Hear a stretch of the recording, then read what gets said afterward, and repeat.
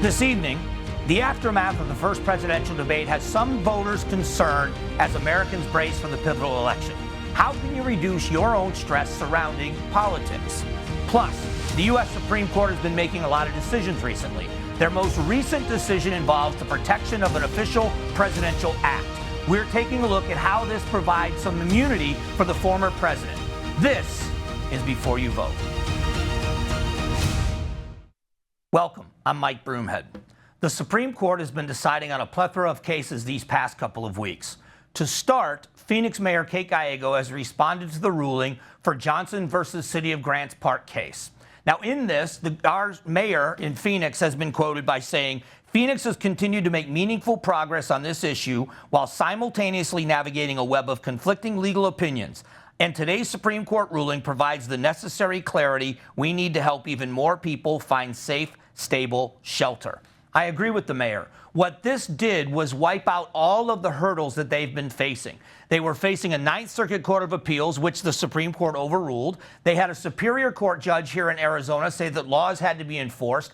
And there was a lawsuit from the ACLU. What this does is return the power where it belongs, with each individual city facing the unique challenges that every city faces with homelessness. There is kindness to be had. We want to help those that need services, but there's a minimum standard that we have to live by.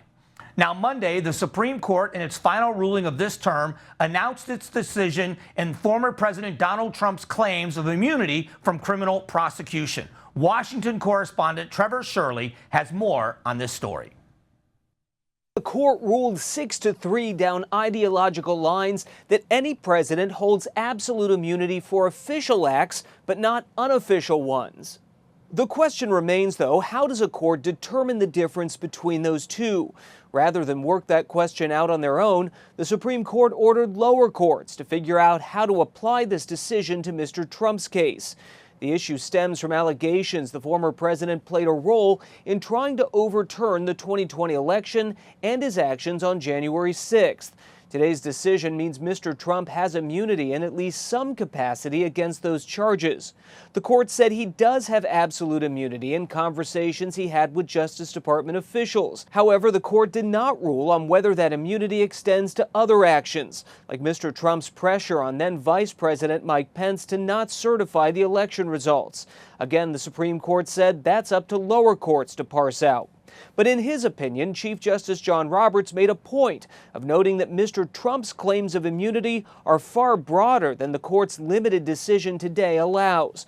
Regardless, today's decision almost eliminates the possibility this case makes it to trial before this year's elections.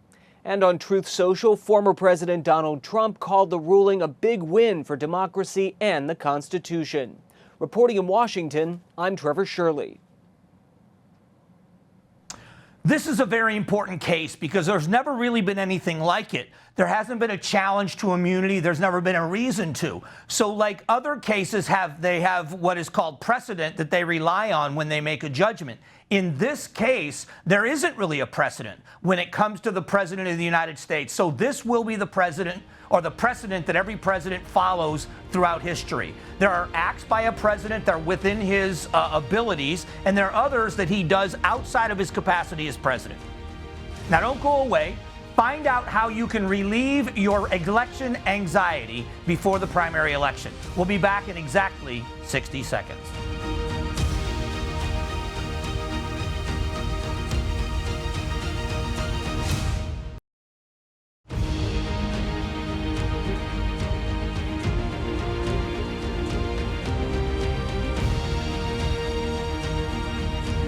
Welcome back to Before You Vote. There is a lot of anxiety in the election, from the battle between Trump and Biden to issues like reproductive rights. There's a lot of anxiety. Dealing with that can be difficult. So joining us right now is the author of Upset is Optional and executive director of Organic and Natural Health Association, Karen Howard. Ms. Howard, thanks for doing this. Thank you. Let's talk a little bit about the book and some practical things people can do. We want people engaged in the political process. We want them to be informed voters. But along with that information sometimes comes a lot of emotion. How do you deal with the two? How do you balance them? And you have to balance them because we actually have to have people voting at all levels at all time, and it's easy to check out. So one of the things that I always say is remember that you carry all your emotions in your body. They're a physical limb to you. So when you're happy and joyful and blowing out birthday candles, you know what that feels like. But we tend to forget that when you carry around this upset in your body, it is there and lingering all day long. So become a better observer. Try not to listen as much. Well, not to not listen, but not to carry it with you. Try not to personalize it. And there are tools that we can use that'll help you do that by reframing conversations that you hear, whether it's during a debate or in a restaurant with friends. So there are things that you can do. You can build a word wall, and you can replace words with words that may run in your head at a great lengths. Does that make sense? It does make sense. The difficulty is, and I, like you, try to diffuse a situation before it explodes. But if you're talking about a topic or listening to a topic, and you start to feel that build up in you, is there more of it about you controlling yourself than it is changing the behavior or the words of the other person? You can't change those words. You can't change anyone. All you can do is really reflect on what's happening in your body. So the first thing you need to know is really learn how to breathe. So when you start deeply breathing, and not just from here, but breathing from your diaphragm, like people used to tell you when you were a kid to do, if you were exercising or playing an instrument, then you can begin to feel your body physically relax. And if you can start to do that on a regular basis and wake up, design your day to be peaceful, to be calm, and remind yourself throughout the day, take a rubber band and flick it and say, how's my body feeling? Just really hardcore little reminders that can keep us from losing it during the day. And deflecting and losing from hope. It seems to be very vitriolic on social media. Do the same principles apply to social media, or is it just kind of not taking seriously what you're reading some anonymous person says? Well, there is that, but I don't know that actually stops us from reading social media. So that's when I like to play this word game. And if somebody's saying something like deranged, demented, delusional, like, oh, defeatable, like just replace that word with something that as you're reading it and it starts to trigger you, replace it with nonsense words. I started to refer to the candidates because no one's talking about the candidates by name. I've started to refer to them as Mary and Martha, named after two first ladies of the United States. And it diffuses the conversation immediately. And those tools are better for me. I mean, I don't want to get worked up, and it makes me better at my position if I'm controlled in the way I'm saying what I feel. And it makes you better as a parent and as a colleague to be able to keep control of your emotions and your feelings so that the people around you aren't infected. Because we carry our emotions on our sleeve, and we do infect people as we go along throughout the day. Because we've all been infected by that kind of anxiety, right? Yeah. So that's a really important component of being successful at this. Ms. Howard, all of this information is going to be so useful between now and November and beyond. So I appreciate your time today. Thank you very much for having me. All right, we'll be back here on Before You Vote. Coming up, how do Arizona voters feel about the indicted electors? Plus, Paul Penzone reflects on his time as Maricopa County Sheriff. Find out what he thinks the next sheriff needs to do when stepping into office. This is Before You Vote.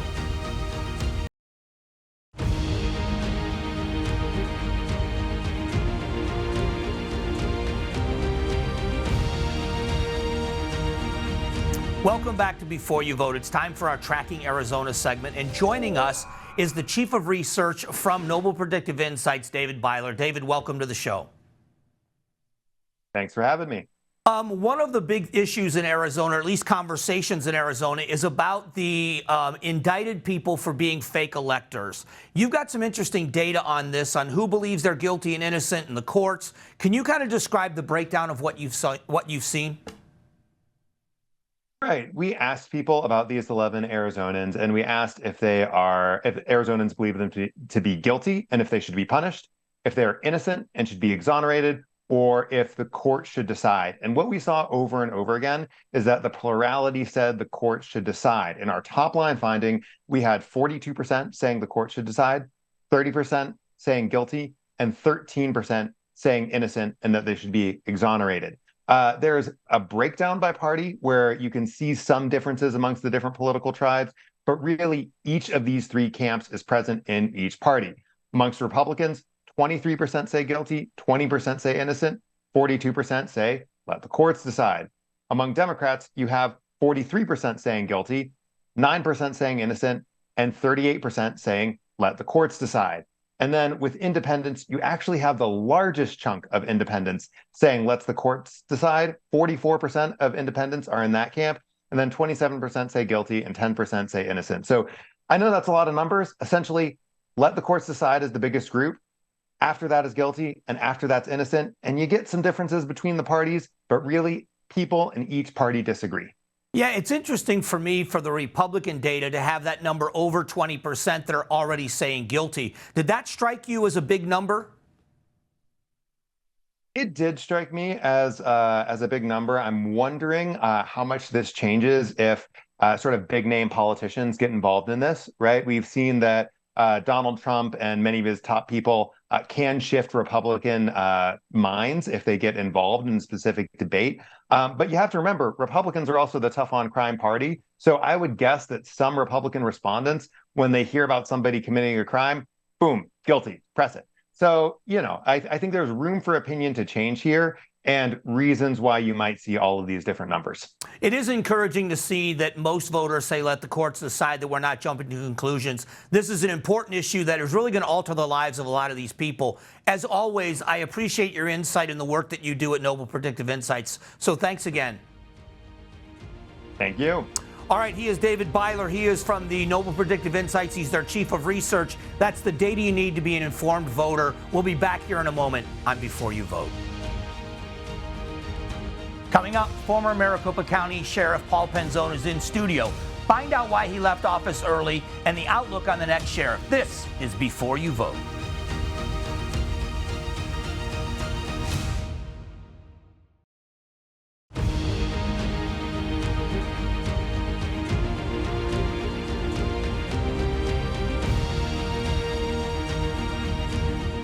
Welcome back to Before You Vote. We have been focused on the Maricopa County Sheriff's race, fourth largest county in the entire nation. And who better to get a feel for that job than the former sheriff, Paul Penzone. Thanks for doing this. Thank you for having me, Mike. So we have been talking to the candidates in the sheriff's race from both sides of the aisle, and I want to start there because most of the people we've talked with when it's come up has said this really is a nonpartisan position. Law enforcement's nonpartisan. You had to pick a side and you had to run. Do you think it should be a partisan race? What is it like running in a partisan election but doing a job that isn't really a partisan job? I don't understand why it's partisan, because it really shouldn't be. Fundamentally, the roles and responsibilities of the sheriff are to serve everyone within the scope of what rule of law is. So any political influence in that space undermines trust, confidence, and quite frankly, the integrity of the office. So I understand why it's elected. I don't understand why it's partisan. No, I don't really think that it should be. Do you think there's political pressure when you're running to speak to your party on either side of the aisle? Did you feel any kind of pressure to speak to cater to Democrats because you had to get through a primary, or was there pressure there for you in the election cycle? Well, I think people try to apply pressure. But it's only as impactful as you're willing to allow it to be. If you're going to conform to what you believe you have to be to win, then you're doing a disservice to yourself and to the voter. So the pressure never affected me because it never influenced me. But there are absolutely those, whether it be individuals or groups within the parties, that think that they're going to leverage you. I mean, I can tell you that after I was elected, I remember having a meeting with some particular groups that asked for a meeting. And they told me, they said, we got you elected, and if you don't do what we say, we're going to get you unelected, was the term they used. And I just laughed. I said, do your worst to me, because it's not going to influence how I do business. So whether I'm a sheriff for one term or two, I will be a sheriff on my terms, not yours. When you look at the experience of all the candidates, a lot of law enforcement experience, much like you had when you ran for the office. When you got into the office and actually had to sit in the chair, what were the surprises? What were there any surprises in what you were getting yourself into running a sheriff's department and running the jails? I think the biggest surprise was the internal politics, and it's really hard to negate those, because you want to make sure we're respecting people and their freedoms and their rights, as we always should. But I came from a space and a place generationally where you went to work and you did the job. I did, like when I was a police officer, line level, my first few years, whatever the chief did, unless it affected my world, I paid no attention to it, because I would just go out and shag calls and put bad guys in jail. I was more surprised by how many employees were more caught up instead of doing their job, but worrying about what other people's jobs were.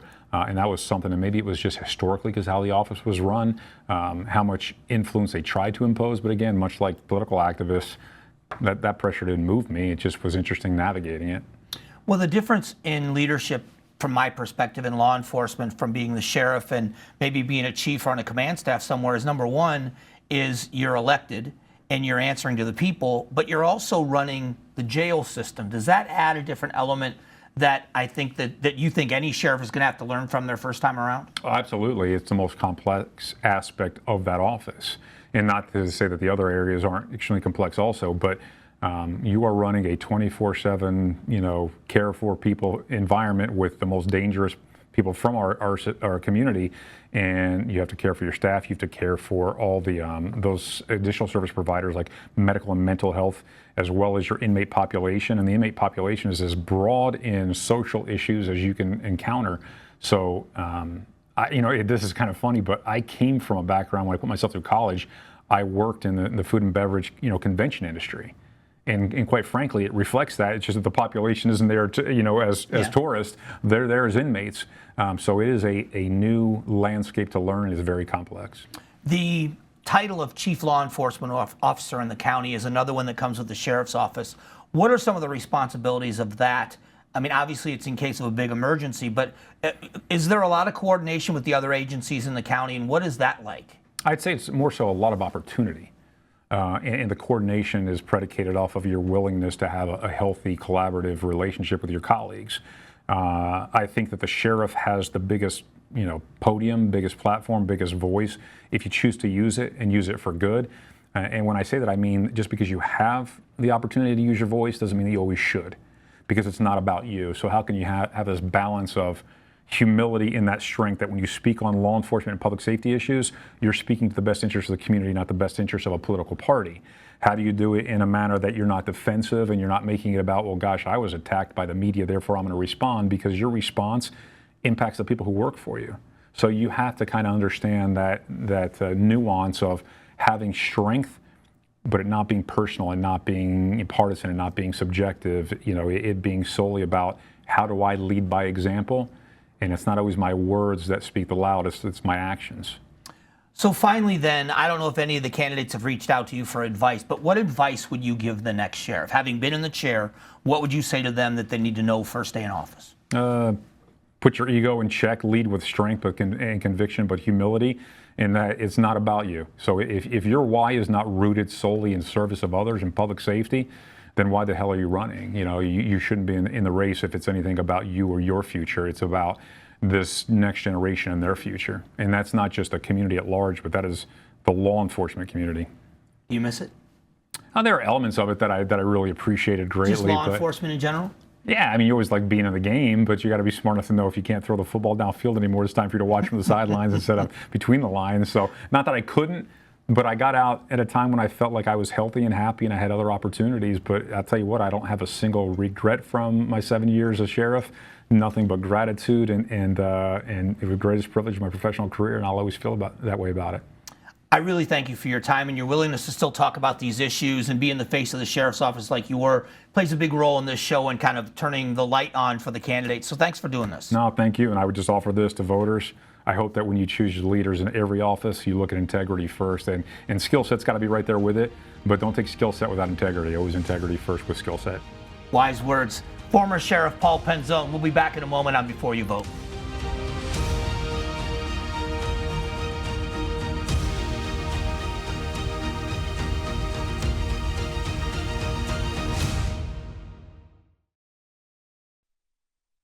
Welcome back to Before You Vote. Thank you to author Karen Howard and former Maricopa County Sheriff Paul Penzone for being a part of today's show. If you miss an interview or want to rewatch any of them, head over to cw7az.com/vote. There you'll also find voter resources in all of the past local debates. July 30th is the primary election. The early ballots have been mailed out, so be on the lookout if you have requested one. Thanks for joining us this week. We'll see you next Sunday right here on Before You Vote.